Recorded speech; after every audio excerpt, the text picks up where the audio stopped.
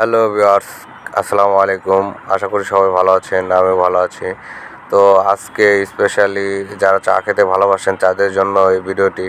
আজকে আমি চলে আসছি পুরান ঢাকার নাজিরা বাজারে। আর নাজিরা বাজারে একটা ভাইরাল চার দোকানের সামনে আমি আছি।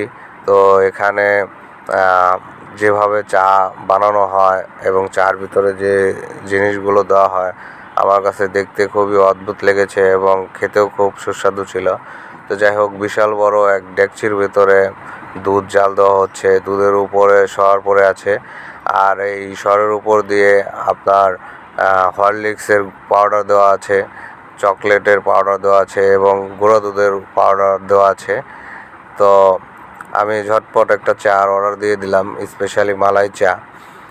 তো এই চাটা আপনারা দেখতে পাচ্ছেন খুব সুন্দর করে বানানো হচ্ছে এবং এই যে এখানে দেওয়া হচ্ছে চকলেটের গুঁড়া, তারপরে এটার ভিতরে আছে গুঁড়া দুধের পাউডার, আর এই যে উপর দিয়ে দেওয়া হচ্ছে হরলিক্সের গুঁড়া।